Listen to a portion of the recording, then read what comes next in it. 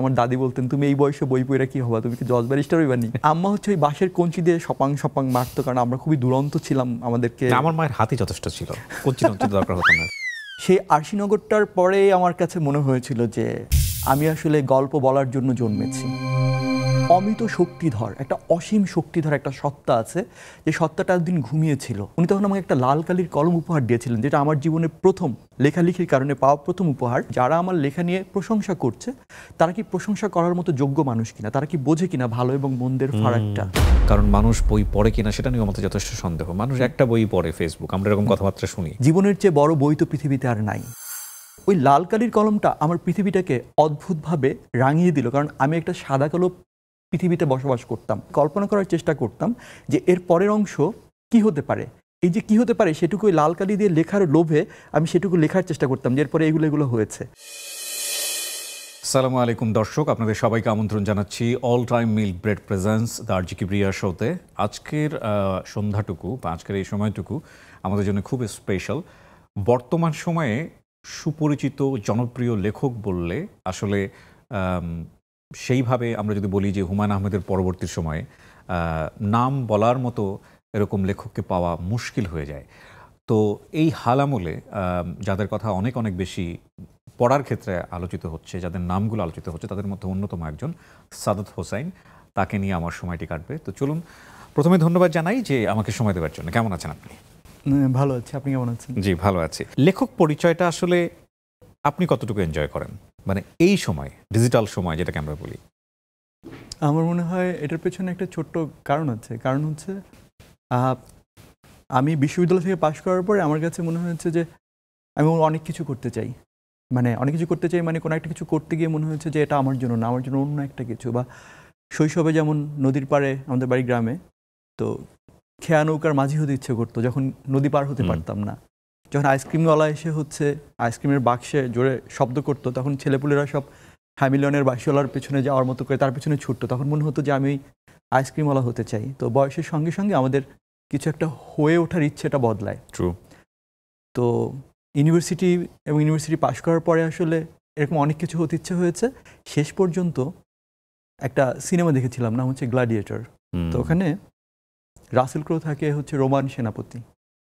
তো রাসেল ক্রো হচ্ছে ওর নাম থেকে ম্যাক্সিমাস, আর ওর ভৃত্যের নাম থেকে সিসিরো। তো সিসিরোকে তখন রাসেল ক্রো জিজ্ঞেস করে যে তুমি তোমার জীবনে কি করো, what are you doing in your life.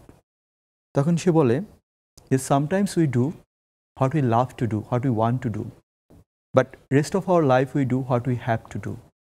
আমাদের জীবনের খুব অল্প কিছু সময় আমরা সেই কাজগুলো করতে পারি যে কাজগুলো করতে আমরা ভালোবাসি কিংবা পছন্দ করি। বাকি সময়টা আমাদের সেই কাজগুলো করতে হয় যে কাজগুলো করতে আমরা বাধ্য।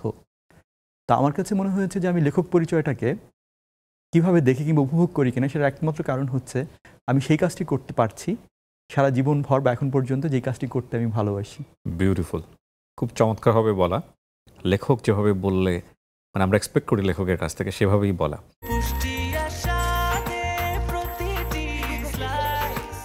ব্রেকফাস্ট, টিফিন কিংবা স্ন্যাক টাইমে মজাদার আয়োজন মানে অল টাইম ব্রেড। আপনি যেহেতু শৈশবকে টাচ করেই ফেললেন, আমরা একটু ছোটবেলা থেকেই শুনতে চাই কেমন পরিবারে আপনার জন্ম, ব্রট আপটা কেমন ছিল? আমার জন্ম হচ্ছে বাংলাদেশের মাদারীপুর জেলার কালকিনি থানার কয়েরিয়া গ্রামে। আমার গ্রামটা হচ্ছে অদ্ভুত সুন্দর একটি গ্রাম। এখনো প্রাকৃতিকভাবে সুন্দর, মানে প্রকৃতিগতভাবে সুন্দর, কিন্তু অন্য অনেক কিছু বদলে গেছে, সেগুলো নিয়ে আপাতত না বলি। তো আমার কাছে যেটা মনে হয়েছে যে আমার গ্রামের পাশে একটা ছোট্ট নদী আছে, আমাদের স্কুল এবং স্কুলের পাশে একটা স্কুলের নাম হচ্ছে এসপিএস মাধ্যমিক বিদ্যালয়, সেটার সঙ্গে একটা মাঠের পাশেই হচ্ছে নদী। তো আমরা হচ্ছে স্কুলে কাদা ছিল তখন, মাঠে প্রচুর ফুটবল খেলে লাফ দিয়ে নদীতে পড়তাম, এবং নদীতে তখন লঞ্চ থাকতো, ঢাকায় আসতো লঞ্চ। তো সম্ভবত মাহমুদুল হকের একটা কথা আছে যে মানুষ আসলে সারা জীবন যা করে সে মূলত তার শৈশব হচ্ছে তার পুঁজিবাট্টা। শৈশবকে ভাঙায় সে আসলে সারা জীবন চলে। তা আমারও এটা মনে হয় যে আমার শৈশব এত অদ্ভুত সুন্দর। আমাকে এই সময় অনেকে যখন জিজ্ঞেস করে যে আপনি যে লেখালেখি করেন বা এই প্রযুক্তির ব্যাপক উৎকর্ষতার সময় হচ্ছে তরুণরা লাইন দিয়ে আপনার 400 পৃষ্ঠা 500 পৃষ্ঠার বই কিনছে, এটার ম্যাজিকটা কি? তো আমি না ভাবি আসলে ম্যাজিকটাকে, এবং ম্যাজিকটা ভাবতে গিয়ে আমার কাছে মনে হয় ম্যাজিকটা হচ্ছে আমার শৈশব। Because I had a beautiful childhood. তো আমি যেই পরিবারে কিংবা পরিবেশে বড় হয়েছি, সেখানে আসলে পড়াশোনার ওই অর্থে আবহটা ছিল না। পাঠ্য বই পড়ার প্রচলনটা মানে শিক্ষার হার খুব কম ছিল, কৃষি প্রধান একটি জনপদ এবং একইভাবে দরিদ্র, ঠিক আছে, মানুষের হাতে লিকুইড মানি ছিল না।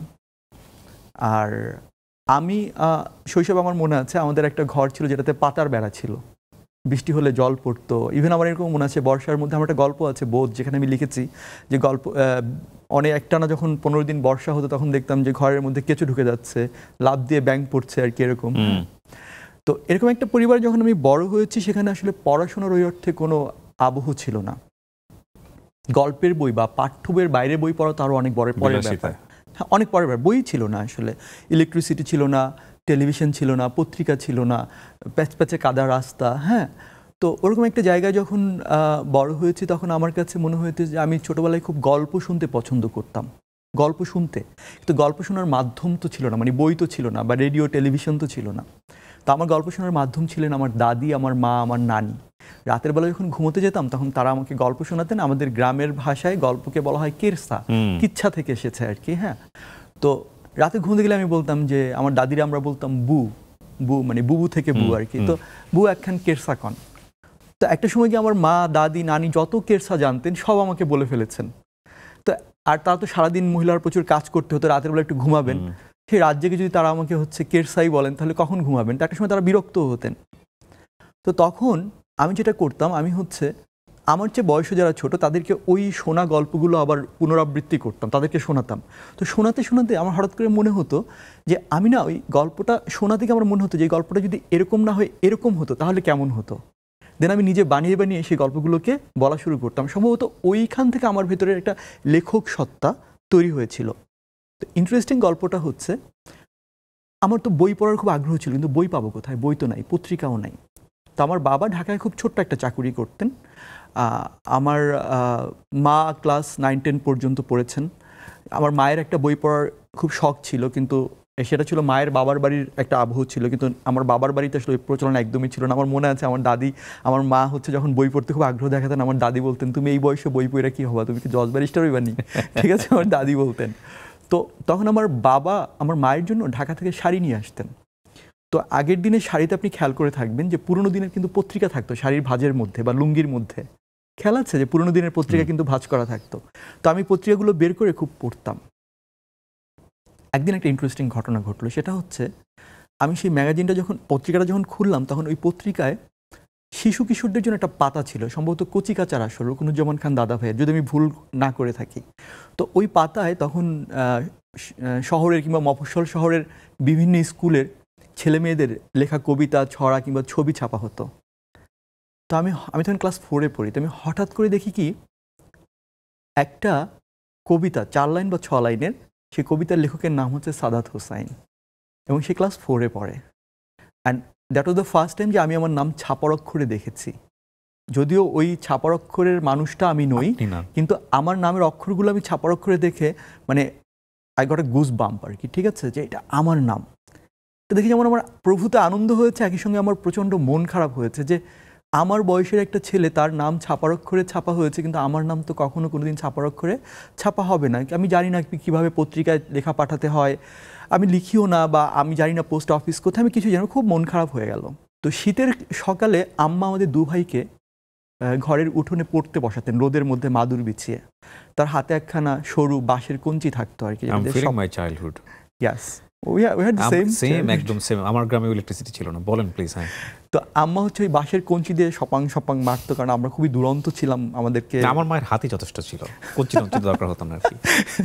তো ওই সময় আসলে যেটা হয়েছে যে আমাদেরকে মানে লাইনে রাখতে এইগুলো করতে হতো। তো হঠাৎ করে তখন আপনার মনে থাকার কথা যে আমাদের বইয়ের মলাট ছিঁড়ে যাবে বলে একটা এক্সট্রা মলাট লাগানো হতো, পুরনো ক্যালেন্ডারের পাতা দিয়ে বা সিমেন্টের বস্তার কাগজ দিয়ে, তাই না? একটা এক্সট্রা মলাট লাগানো হতো না? তো আম্মা ওরকম একটা ক্যালেন্ডারের পাতা কেটে সেটা দিয়ে মলাট লাগাচ্ছিলেন। তো আমি হঠাৎ করে দেখি কি সেরকম একটা ক্যালেন্ডারের পাতার মধ্যে একটা সুন্দর আকাশের ছবি, এবং সেখানে একটা চিল উড়ে যাচ্ছে, এবং সেটার নিচে জীবনানন্দ দাশের 2 লাইনের একটা কবিতা। তো তখনও পর্যন্ত আমি জীবনানন্দ দাশের নাম শুনিনি, আমরা তখনও নজরুল, রবীন্দ্রনাথের নামই শুনেছি, আর পল্লী কবি জসিমউদ্দিন। তা আমি না ওই লাইনটা দুটো পড়ে আমি আম্মারে বললাম যে আম্মা, আমিও তো লিখতে পারি এরকম। তা আম্মা তো জানে আমি দুষ্টামি করি, বললো যে তুই লিখতে পারিস মানে? তাই আমি বললাম এই যে আকাশ অনেক নীল উঠছে দেখো চিল, মানে একটা বানাই ফেললাম আর কি, ঠিক আছে। তা আম্মা দিল একটা মাইর যে দুষ্টামি না করে পড়তে বস। তো আমি না ওই লাইন দুটো আমার মাথায় গাঁথলো যে আচ্ছা নীল আর চিল মিলেছে, একটা অন্তমিল আছে, তার এটা আমি একটু খাতায় লিখে রাখি যদি পরে ভুলে যাই। কিন্তু এটা লিখতে গিয়ে না আমার ভেতরে এক ধরনের প্রতিজ্ঞা কাজ করলো, একটা আমার মানে একটা প্রতিবাদ এবং প্রতিজ্ঞা, যে আমি যতক্ষণ না পর্যন্ত ছাপার অক্ষরে আমার নাম দেখবে ততক্ষণ পর্যন্ত আমি লিখবো না। কারণ ওই ছেলেটার নামটা দেখে এই প্রতিজ্ঞাটা আমার ভিতরে তৈরি হয়েছে। তো আমি সারা রাত ঘুমোতে পারছি না কিভাবে আমি আমার নাম ছাপার অক্ষরে দেখব। ভোর রাতে আমার মাথায় একটা অদ্ভুত আইডিয়া চলে এলো। কি আইডিয়া? যে আমি চাইলে তো আমার নামটা ছাপার অক্ষরে দেখতে পারি। আমি তখন ওই যে আমার বাবা যখন আমার মায়ের জন্য শাড়ি নিয়ে আসতেন বা আমাদের জন্য লুঙ্গি নিয়ে আসতেন, সেগুলোর ভেতরে যে পুরনো পত্রিকার কাগজগুলো থাকতো সেগুলো আমি বিছানার তলায় লুকিয়ে রেখেছিলাম বা জমিয়ে রেখেছিলাম, সেগুলো আমি সব বের করলাম। বের করে আমি খুঁজে বের করার চেষ্টা করলাম যে আমার ওই 2 লাইনের কবিতার মধ্যে যে অক্ষরগুলো আছে সেই অক্ষরগুলো এই পত্রিকার কোন খবরের মধ্যে আছে। যেমন ধরেন আছে হয়তো যে আজ বৃষ্টি হবে, আমি সেখান থেকে সরেয়াটা ব্লেড দিয়ে কাটলাম, কারণ আমার কবিতার লাইনের প্রথম অক্ষর কিন্তু আকাশ। এরপরে হয়তো কোনো পত্রিকার একটা খবরের মধ্যে আছে যে কাল খেলা হবে, আমি সেখান থেকে কয়েক আটটা ব্লেড দিয়ে কেটে ভাতের আঠা দিয়ে সরেয়ার পাশে লাগালাম, তখন কি হলো? আঁকা।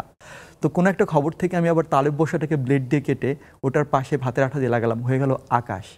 এরকম করে আমার এই কবিতার লাইনের প্রত্যেকটা অক্ষরকে আমি ওই পত্রিকার বিভিন্ন খবরের থেকে কেটে কেটে আলাদা করে আমি আমার 2 লাইনের কবিতাটার ছাপার অক্ষরে প্রথম দেখলাম। শুধু তাই না, আমি আমার নামটা সাদাত হোসাইন, এই দন্তস্ব আকার দয়াকার তো এগুলো আমি হচ্ছে বিভিন্ন খবর থেকে অক্ষরগুলো কেটে আলাদা করে পাশাপাশি লাগালাম এবং লাগিয়ে দেখলাম যে আমার নাম ছাপার অক্ষরে ছাপা হয়েছে। Wow, what a story! কোন বছর বয়সে, মানে কত বছর বয়সে এটা? এটা হয়তো 9-10 বছর বয়সে, এটা আমি ক্লাস 4-এ পড়তাম আর কি তখন। সো এটা তো একটা ক্রেজি উইলিংনেস যেটাকে বলে। ক্রেজি উইলিংনেস মানে এটা খুব ইন্টারেস্টিং। আমি আপনাকে বলি, তো আমি তো খুব এক্সাইটেড হয়ে গেছি যে আমি আমার নামটা ছাপার অক্ষরে প্রথমবার মতো দেখলাম। দেখে আমি দৌড়ে আমার আম্মার কাছে গেলাম। তো আমার আম্মা সবসময় জানে যে আমি অনেক দুষ্টামি করি, দিল আবার একটা সারাক্ষণ দুষ্টামি এটা। তো মন খারাপ করে আমি আমার পাশের বাড়িতে একটা ভাইয়া আছে, উনি একটু কালচারালি মানে ইন্টারেস্টেড ছিলেন। তো উনি না জিনিসটা দেখে খুব হকচকিয়ে গেলেন। উনি আমাকে নিয়ে জড়ায় ধরলেন, বলে তুমি জানো যে তুমি কি একটা অবিশ্বাস্য কাজ করেছো?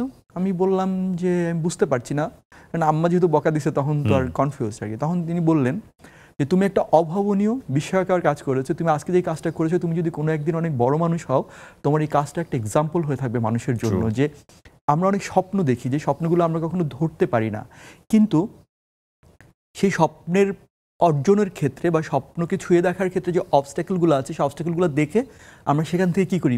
পিছিয়ে যাই। কিন্তু যদি আমাদের ওই দুর্দমনীয় ইচ্ছাটা থাকে, তাহলে আমরা কোনো না কোনো একটা বিকল্প উপায় বের করে সেই স্বপ্নটাকে স্পর্শ করতে পারি। অ্যান্ড ইউ হ্যাভ ডান ইট। এবং তখন উনি এতটাই উচ্ছ্বসিত হয়েছিলেন, উনি তখন আমাকে একটা লাল কালির কলম উপহার দিয়েছিলেন, যেটা আমার জীবনের প্রথম লেখালেখির কারণে পাওয়া প্রথম উপহার। এবং ওই লাল কালির কলমটা আমার পৃথিবীটাকে অদ্ভুতভাবে রাঙিয়ে দিল, কারণ আমি একটা সাদা কালো পৃথিবীতে বসবাস করতাম। আমাদের সময় বইয়ের পাতা ছিল সাদা, অনেক দূরে কোনো বাড়িতে হয়তো টেলিভিশন দেখতে গেলেও সেটা সাদা কালো টেলিভিশন, পত্রিকার পাতা সাদা।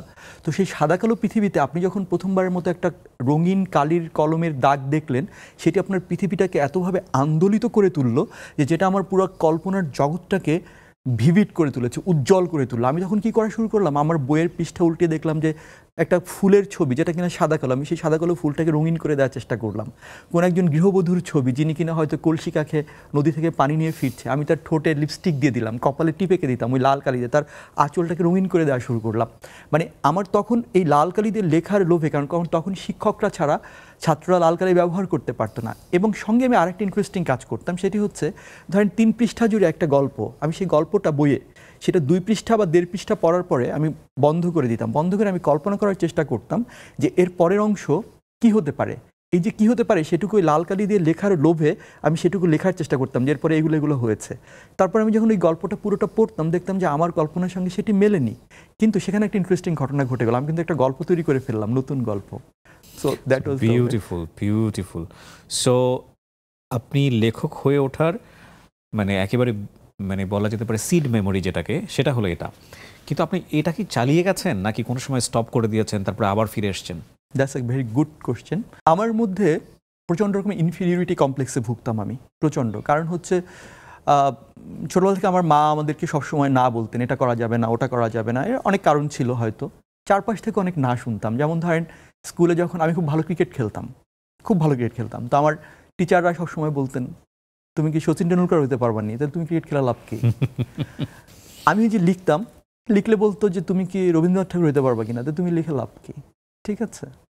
তো একটা ইন্টারেস্টিং ব্যাপার হলো স্কুলে যে আপনার যে বার্ষিক ক্রীড়া প্রতিযোগিতা উৎসব হইতো না আগে, স্পোর্টস, তো সেখানে কিন্তু একটা কালচারাল অনুষ্ঠানও হতো। তো সেখানে ছেলেমেয়েরা কবিতা, নাচ, ছড়া, জারি গান এগুলো বলতো। তো হঠাৎ করে আমি একদিন একটা কবিতা আবৃত্তি করলাম। সেই কবিতাটা হচ্ছে আমার নিজের লেখা এবং সেটা আমি আমার স্কুলের গুণগান, টিচারদের গুণগান লিখে অন্তমিল মিলিয়ে কবিতাটা আবৃত্তি করলাম। তো সবাই তো অবাক, তো কাস্টমাইজড কবিতা, সবাই তো হচ্ছে বিখ্যাত লেখকদের কবিদের কবিতা পড়ে, কাস্টমাইজড কবিতা মানে টিচারদের নাম দিয়ে। তো স্যাররা খুব ইমপ্রেসড হয়ে গেল। এখন পরের বছর যখন কালচারাল প্রোগ্রাম হবে, সব ছেলেমেয়েরা আমার কাছে আসলো যে আমাকে একটা গান লিখে দেন, এটা করে দেন। এই করতে করতে সবার মাঝে ছড়িয়ে পড়লো যে আমি লিখি। কিন্তু আমার ভিতরে একটা ইনফিরিয়রিটি কমপ্লেক্স কাজ করতে এই জন্য আমার কাছে মনে হতো যে যারা আমার লেখা নিয়ে প্রশংসা করছে তারা কি প্রশংসা করার মতো যোগ্য মানুষ কিনা, তারা কি বোঝে কিনা ভালো এবং মন্দের ফারাকটা। তো এই জন্য আই ওয়াজ ওয়েটিং যে কোনো একদিন আমি এমন কোনো মানুষের কাছ থেকে এই মূল্যায়নটা নিতে পারবো যে আমার লেখা সম্পর্কে, যারা কিনা এই লেখা সম্পর্কে মূল্যায়ন দেওয়ার মতো দক্ষ কিংবা যোগ্য মানুষ। তারপর আমি জাহাঙ্গীরনগর বিশ্ববিদ্যালয়ে ভর্তি হই। কোন সাবজেক্টে? অ্যানথ্রোপোলজিতে।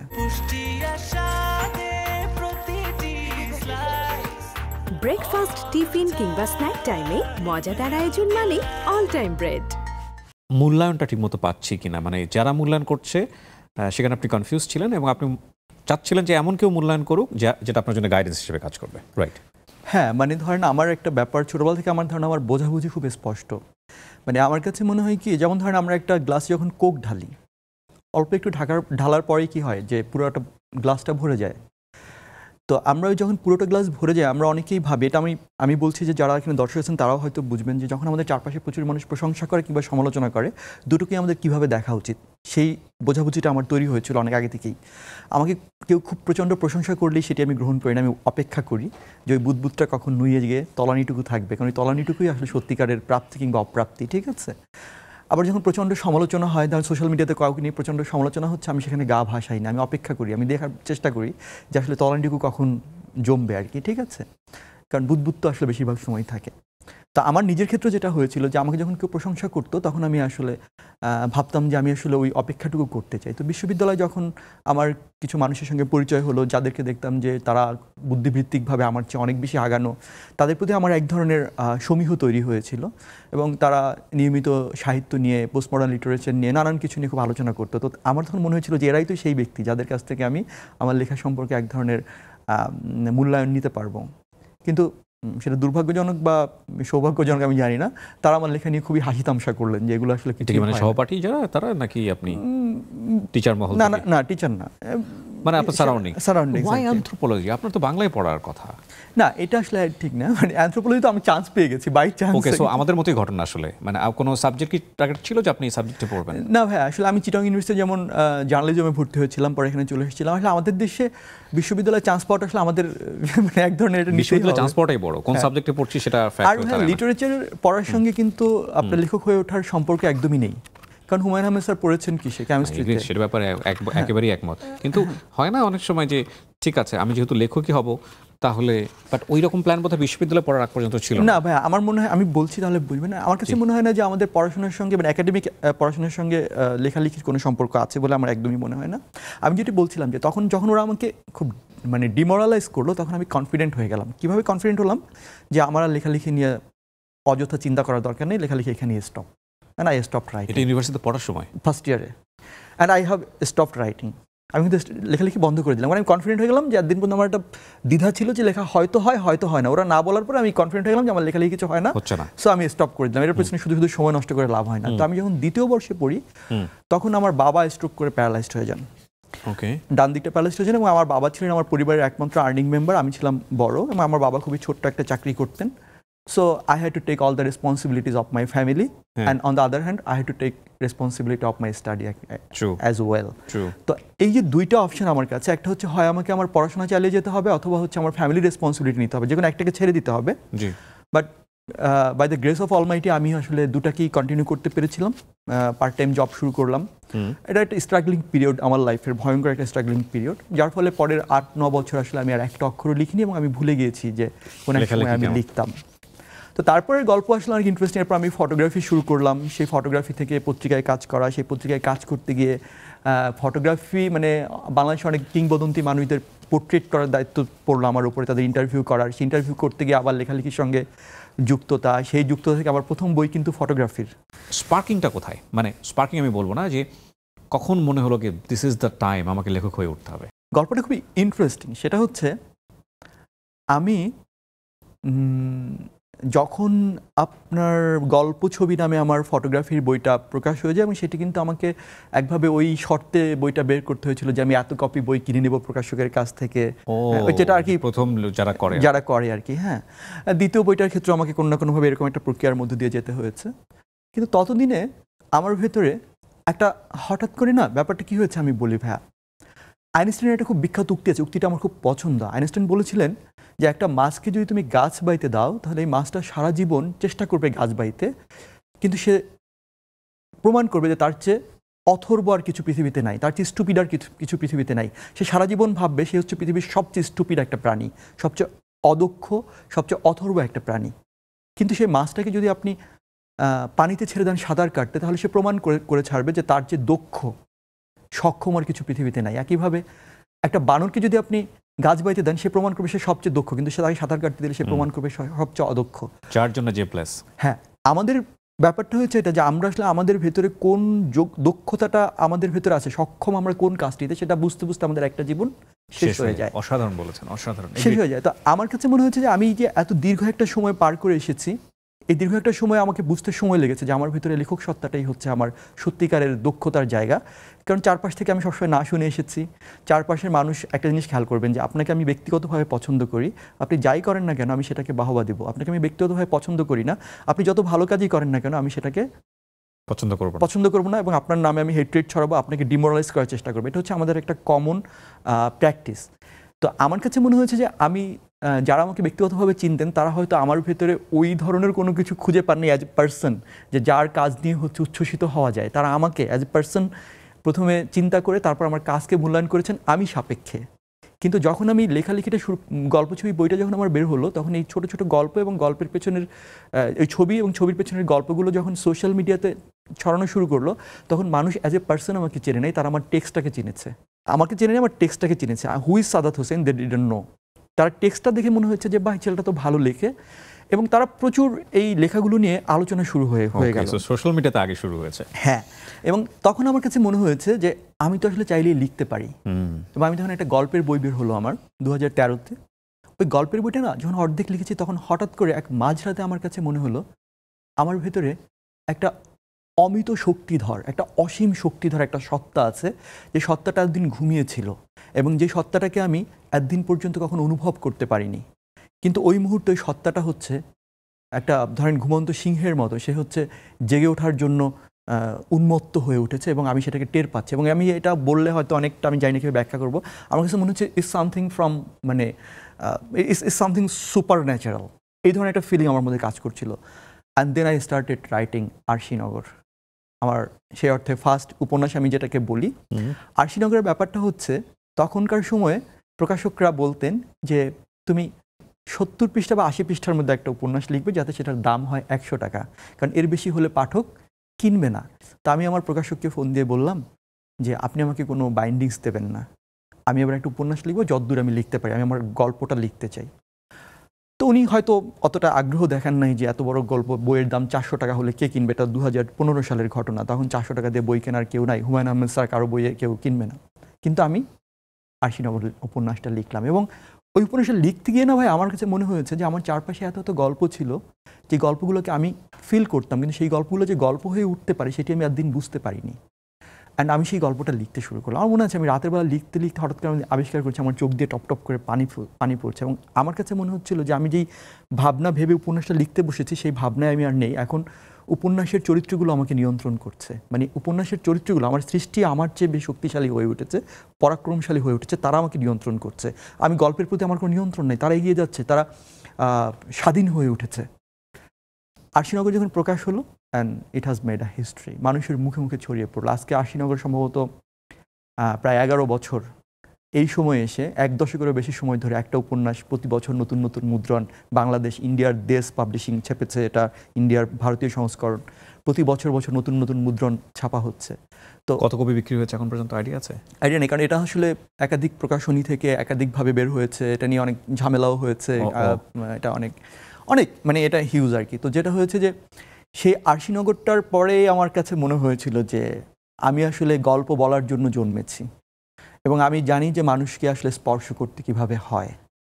আমি সেই সংবেদনশীলতাটা আমার মধ্যে আছে এবং সেই সংবেদনশীলতার প্রকাশের ক্ষমতাটা আমার আছে। সো ওই সময়টাতে আপনার ফ্যামিলি বার্ডেন ছিল না? বার্ডেন শব্দটা বলবো না আমি, মানে রেসপন্সিবিলিটি। আমার 20 বছর বয়স থেকে আমার ফ্যামিলির বলতে গেলে পুরো রেসপন্সিবিলিটি আমার স্টিল। বাংলাদেশের প্রেক্ষাপটে এটা একটা মানে ইস kind of life risking game. প্রথম কথা হচ্ছে একমাত্র হুমায়ুন আহমেদ ছাড়া এই জায়গাটাই সফল হয়েছে এটা আমাদের জানা নাই। দ্বিতীয় কথা হচ্ছে আপনি মধ্যবিত্ত পরিবারের সন্তান বা নিম্ন মধ্যবিত্ত পরিবারের সন্তান, এতগুলো মানুষ আপনার উপর ডিপেন্ডেন্ট, কিন্তু আপনি আপনার প্যাশনের জায়গায় মানে সেকেন্ড থট দেননি, আপনি ওটা নিয়ে এগিয়ে গেলেন।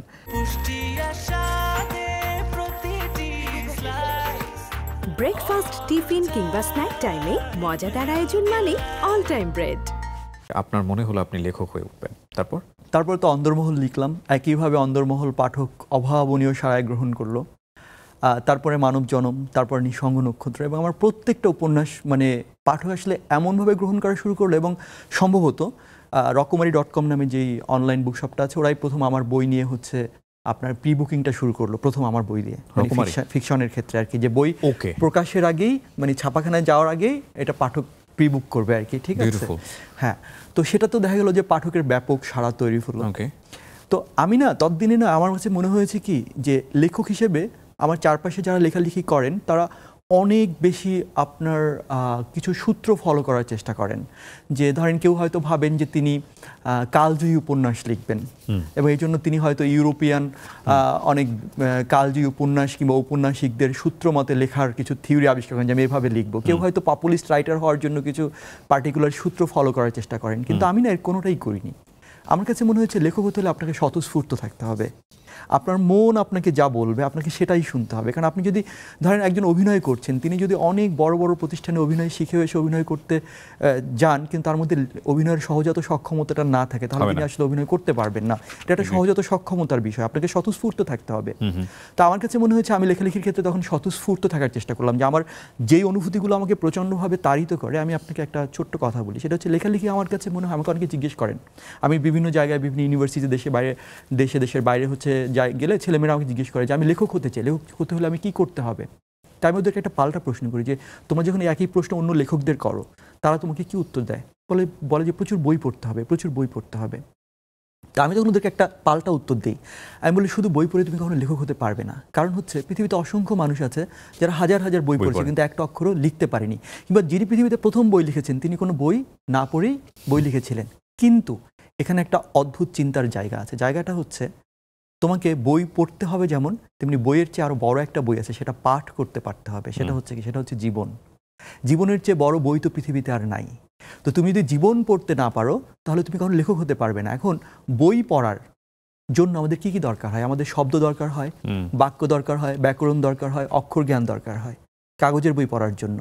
কিন্তু জীবনের বই পড়ার জন্য আমাদের কি দরকার হয়? জীবনের বই পড়ার জন্য কিন্তু আমাদের ব্যাকরণ দরকার হয়, অক্ষর দরকার হয়, শব্দ দরকার হয়, ভাষা দরকার হয়। কিন্তু জীবনের বইয়ের সেই অক্ষর, বাক্য, ব্যাকরণ, ভাষা কি? সেটা হচ্ছে সংবেদনশীলতা, অনুভূতি প্রবণতা, পর্যবেক্ষণ ক্ষমতা। সেটা যদি কারো না থাকে, সে যত বই পড়ুক সে লেখক হতে পারবে না। এখন লেখালেখিকে আমি বলছি চিৎকার করার মতো ব্যাপার। কেন? ধরেন আপনি রাস্তা দিয়ে হেঁটে যাচ্ছেন, আপনি হঠাৎ করে একটা হোঁচট খেলেন, হোঁচট খাওয়ার সঙ্গে সঙ্গে আপনার মুখ দিয়ে অটোমেটিকভাবে একটা ব্যথায় কাতর আর্তনাদ বের হয়ে আসে না? উফ, আপনি বলেন না? এখন যদি আপনি আরো জোরে ব্যথা পান, আপনার যদি নখটা উল্টে গিয়ে রক্ত বের হয়, আপনি চিৎকারটা আরো জোরে করবেন। আপনার পা ভেঙে গেলে আপনি ও মাগো করে চিৎকার করবেন। এর মানে হচ্ছে আপনি কোনো একটা কিছু দ্বারা ব্যথিত হয়েছেন, সেটির আর্তনাদ আপনার মুখ থেকে অটোমেটিক্যালি বের হয়ে এসেছে। লেখালেখি হচ্ছে এরকম, যেটা আপনার ভেতরের অনুভূতি প্রবণতাকে স্পর্শ করবে, আন্দোলিত করবে, আহত করবে, ব্যথিত করবে, যেটা আপনি চিৎকার করে প্রকাশ করবেন।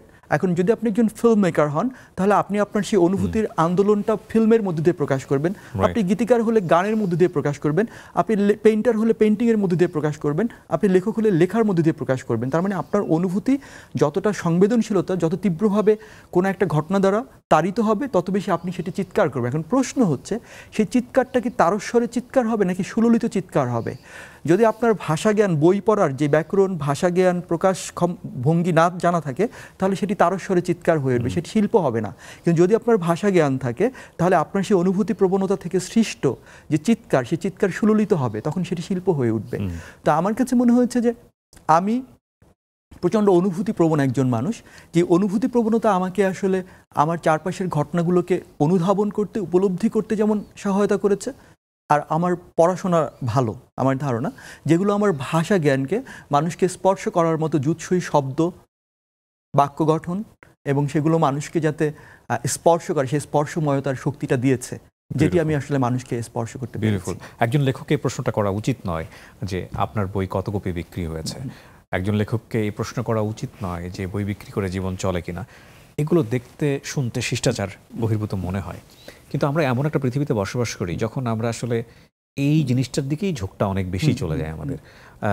কারণ আজকের এই দুনিয়াতে কেউ লিখে জীবনযাপন করছেন সেটা আমাদের কাছে একটা অমীয় শক্তি মনে হয়। কারণ মানুষ বই পড়ে কিনা সেটা নিয়ে আমাদের যথেষ্ট সন্দেহ। মানুষ একটা বই পড়ে, ফেসবুক, আমরা এরকম কথাবার্তা শুনি, মানুষ মোবাইলে পড়ে, এবং যা পড়ে তা আসলে মানুষকে বেঁচে থাকার জন্য আসলে সেই জ্ঞানটুকু দেয় কিনা সেটা নিয়েও বিজ্ঞ মহলে অনেক ধরনের আলোচনা সমালোচনা আছে। আমরা আমাদের সন্তানদেরকে যা দেখিয়ে বড় করছি, যা শুনিয়ে বড় করছি, সেখানে পড়াশোনার ব্যাপারগুলো খুবই এখন, বিশেষ করে বইয়ের সাথে কানেকশনটা অনেক কম। তো সেখানে আপনি এমন একটা জায়গাতে, ব্যারেন ফিল বলবো আমি, অনুর্বর একটা জায়গাতে আপনি আপনার মতো করে বিচারণ করে যাচ্ছেন। কতটুকু সচ্ছলতায় বিচারণ করতে পারছেন? আমার কাছে মনে হয় যে আমি বাংলাদেশে বই লিখে যেই টাকা আর্ন করি সেটা মোটামুটি সচ্ছল জীবনযাপনের জন্য যথেষ্ট, এটা আমার মনে হয়। বাট এখানে একটা অন্য একটা ব্যাপার আছে, সেটা হচ্ছে ধরেন আমি তর্কের খাতিরে ধরে নিচ্ছি যে আমি এই মুহূর্তে, তর্কের খাতিরে বা উদাহরণ হিসেবে ধরে নিচ্ছি যে আমি এই মুহূর্তে বা গত 10 বছর বা 7 বছর ধরে মানে কনস্ট্যান্টলি, ধরেন এখন একটা বই ধরেন হঠাৎ করে ভাইরাল হয়ে গেল, সেটা আবার পরের বছর নাই, বা 1-2 বছর হলো পরের বছর নেই, বাট গত 15 বছর বা 14 বছর ধরে কন্টিনিউসলি আমি একটা সাস্টেনেবল জায়গা ধরে রেখেছি, যেটা খুব গুরুত্বপূর্ণ যে আপনি সাস্টেনেবলভাবে বছরের পর বছর পাঠক ধরে রেখেছেন এবং পাঠক ইনক্রিজ হচ্ছে, কখনো কমেনি। হ্যাঁ, আমার হয়তো ওই ভাইরাল হয়ে 1 লাখ কপি বই কোনো বিক্রি হয়নি, কিন্তু সাস্টেনেবল মানে পাঠক পড়ে যায়নি। তো সেই জায়গা থেকে আমি বলি, ধরেন যদি আমি ধরে নিই যে ওই অর্থে যে আমি গত 10 বছর বা 8 বছর ধরে বাংলা ভাষার বা বাংলাদেশের সবচেয়ে জনপ্রিয় লেখক, কথার কথা আমি বলছি এক্সাম্পল হিসেবে, বেস্ট সেলার। এখন ধরেন আপনি ধরি জাপানের যদি আমি বেস্ট সেলার রাইটার যদি ধরি হারুকি মুরাকামি তার একটা বেস্ট সেলার বইয়ের রয়্যালটি দিয়ে আমার ধারণা তার বাকি জীবন সে পায়ের উপর পা তুলে খেতে পারবে। কিন্তু আমি যদি বাংলা ভাষার বা বাংলাদেশের সবচেয়ে জনপ্রিয় লেখক হই, আমি আমার একটা বইয়ের রয়্যালটি দিয়ে হয়তো বড় জোর 1.5 বছর মোটামুটি চলতে পারবো, হয়তো 2 বছর চলতে পারবো, তার বেশি চলতে পারবো না। এখন ব্যাপারটা হচ্ছে এটা যে আমাকে তার মানে একটা চিন্তা করতে হয় যে আমার পরের বছর বা তার পরের বছর আমাকে কি করতে হবে, বা আমার সেটা যদি এরকম হয় যে কোনো সময় আমার নানান ধরনের পলিটিক্যাল ইস্যুজ আছে, সোশ্যাল ইস্যুজ আছে, নানান ধরনের আনরেস্ট আছে, মানুষ বই কখন পড়ে? যখন সে মানসিকভাবে বা সে তার মৌলিক প্রয়োজনগুলো মিটিয়ে এক ধরনের, মানে আমরা বিনোদন কখন দেখি, সিনেমা কখন দেখি, যখন আমাদের মৌলিক চাহিদা নিয়ে আমাদের চিন্তা করতে হয় না। সো এই নানান ধরনের সংকটকে মাথায় রেখে আমাদেরকে কিন্তু চিন্তা করতে হয়, যেহেতু আমি টেক আ রিস্ক। সো ওই জায়গা থেকে আমার কাছে মনে হয় যে আমি এখনো পর্যন্ত বই লিখে যে মানে রয়্যালটি পাই, সেটা মোটামুটি সচ্ছল একটা জীবনযাপনের জন্য। বিউটিফুল। কিন্তু কথা হচ্ছে যে এই প্রকাশক, প্রকাশনী এবং লেখকের সম্পর্কের জায়গাটা প্রশ্নবিদ্ধ কিনা, এটা নিয়েও আসলে নানান ধরনের পার্সপেক্টিভ আছে। আমি একটু আগে আপনাকে একটা কথা বলেছিলাম যে আমার বোঝাবুঝি খুব স্পষ্ট, এই বিষয়টা আমি খুব কনফিডেন্ট। একটা সময় পর্যন্ত আমি আমার চারপাশের মানুষের বোঝাবুঝি বা প্রতিষ্ঠিত অনেক প্রচলিত ভাবনাকে নিয়ে আমি খুব কনভিন্সড হতাম, বা আমি ভাবতাম যে এই ভাবনাগুলোই মনে হয় একমাত্র সত্য। কিন্তু দিন যত গিয়েছে আমার সঙ্গে প্রতিষ্ঠিত প্রচলিত অনেক ভাবনার সঙ্গে সাংঘর্ষিক অবস্থান তৈরি হয়েছে।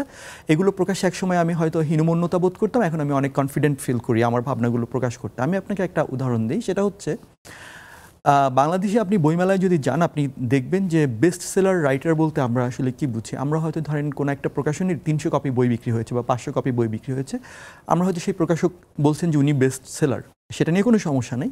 কিন্তু প্রশ্নটা হচ্ছে যে এই সময়ে এসে আপনি খেয়াল করে দেখবেন যে দ্রব্যমূল্যের যে ঊর্ধ্বগতি, বইকে আমরা এক ধরনের মানুষ খুবই স্নবিশ, যারা খুবই ক্লাসিক্যাল ভাবে নিজেদের, তারা বইকে প্রোডাক্ট হিসেবে চিন্তা করতে চান না।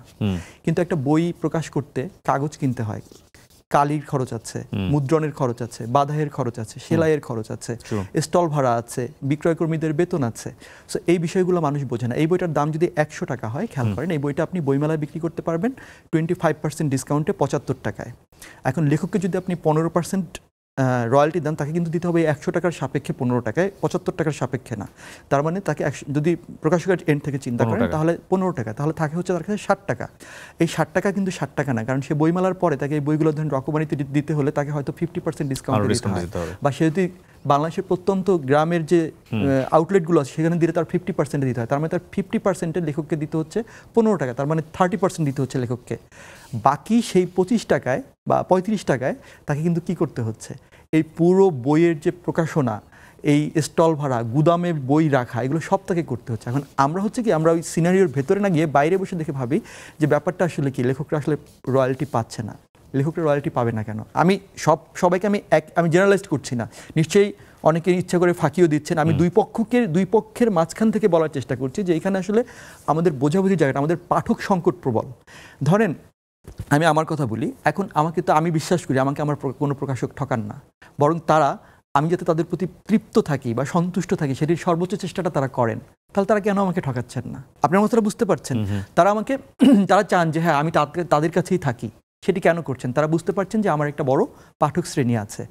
এখন ব্যাপারটা হচ্ছে তাহলে কোন প্রকাশক ঠকাবেন বা ঠকাচ্ছেন কিনা, বা তিনি ঠকালে সেটার পেছনে কারণটা কি, সেটা আমাদের ভাবতে হবে। আমার মনে হয় যে আমাদের এই সংকটের মূল জায়গাটা হচ্ছে, আমি আবারও বলছি, আমি কাউকে দায় মুক্তি দিচ্ছি না বা কাউকে দোষী করছি না, কিন্তু আমি বাস্তবতাটা বলার চেষ্টা করছি। আমার কাছে মনে হয় যে যদি কোনো লেখকের বই বিক্রি হয়, তার সম্ভাবনা তৈরি হয়, যে কোনো প্রকাশক তাকে আগলে রাখার চেষ্টা করেন, কারণ তিনি চান যেটা আমার একটা সোনার ডিম পাড়া হাঁস, আমি তাকে কেন ছুটে যেতে দেবো। এখন অনেক লেখকদেরও হয়তো কষ্ট আছে, বা অনেক প্রকাশক হয়তো, সবাইকে কিন্তু একই কাতারে মাপা যাবে না, সেটাও সত্যি। কেউ হয়তো ইচ্ছা করেও করেন বা তার অভ্যাসই ওরকম, এটাও হতে পারে। হ্যাঁ, কিন্তু বাস্তবতা হচ্ছে আমাদের দেশে পাঠক আসলে আশঙ্কাজনক রকম কম। এরকম একটা বাস্তবতায় আসলে লেখকদেরকে, ধরেন একটা লেখক যদি 200 টাকার বইয়ের যদি ধরেন আপনার 500 কপি বই বিক্রি হয়, সে কত টাকা রয়্যালটি পায়? 7,000 টাকা, 8,000 টাকা, 10,000 টাকা। সেটা আসলে কেউ গাপ করে দিয়ে তার কি লাভ আমি জানি না, আবার এরকম। কিন্তু প্র্যাকটিসটা আসলে এরকম হওয়া উচিত, স্বচ্ছতার সাথে থাকা উচিত, সেটাই আমি বিশ্বাস করি।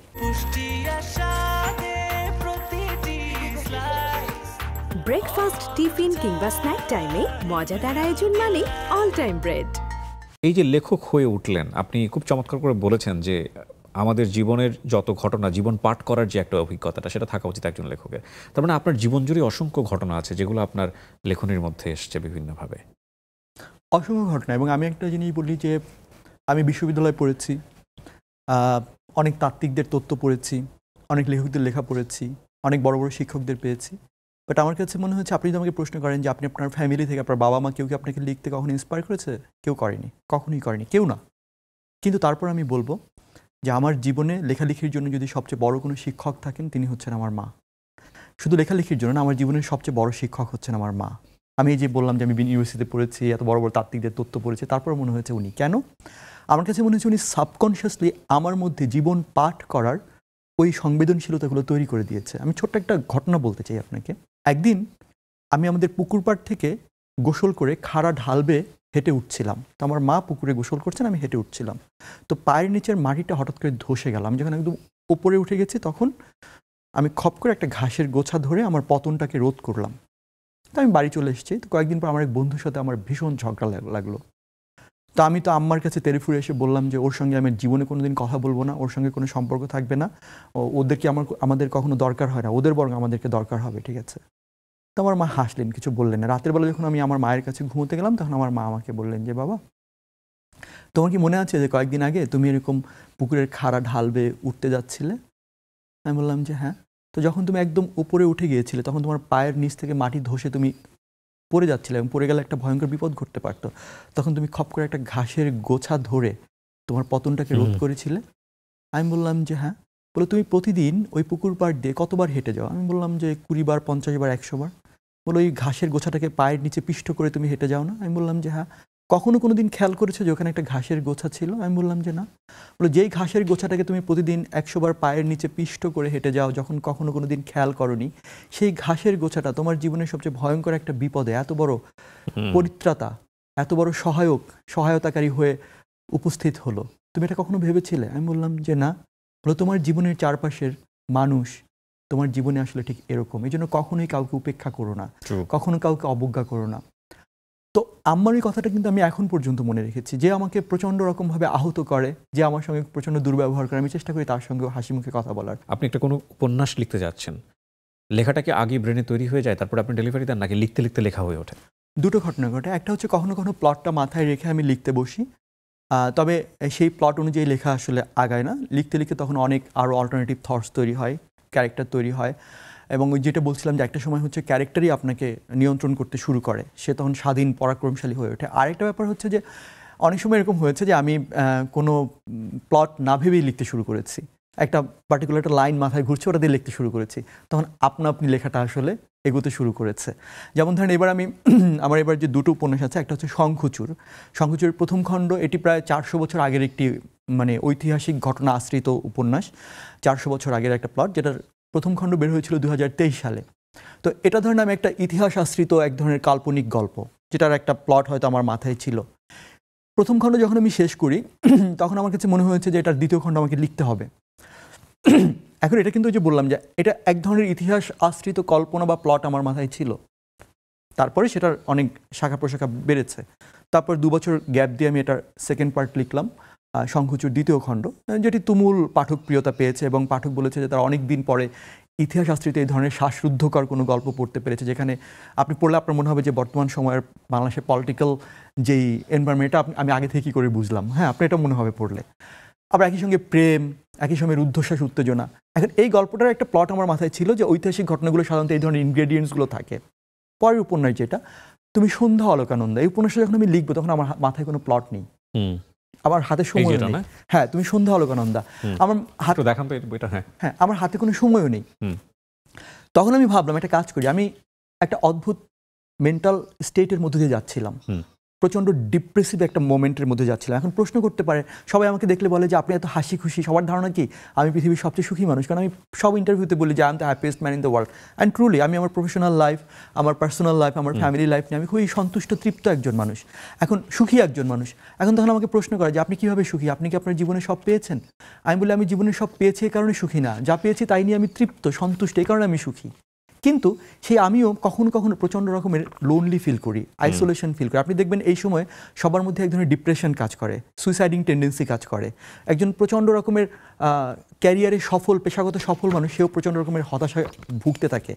আমার কাছে মনে হয়েছে এই অনুভূতিটা নিয়ে আমাদের দেশে খুব একটা লেখা হয়নি, এবং আমি ওই ফেজটার মধ্যে দিয়ে যাচ্ছি। তখন আমি আমার অনুভূতিটাকে আমি বলেছিলাম যে একটা কাপড় যখন আমরা রোদে শুকাতে দেওয়ার আগে নিংড়াই না, নিংড়ে যখন শেষ ফোঁটাটাও বের করে এনে তারপর রোদে শুকাতে দিই, আমি সম্ভবত আমাদের এই সময়ের প্রত্যেকটা মানুষের ভেতরে যে ডিপ্রেশন, যে আইসোলেশন, যে অপ্রাপ্তি, যে আক্ষেপ, যে মনে হয় আমার বুকের ভেতরের একান্ত গহীন কথাটা বলার মতো একটা মানুষ নাই, কিংবা কারোর কাছে বললেও সে আমাকে স্পর্শ করতে পারবে না, সেই যে হাহাকার বা আক্ষেপের যেই অবসাদগ্রস্ততার অনুভূতিটা, সেই অনুভূতিটাকে আমি নিংড়ে আনার চেষ্টা করেছি।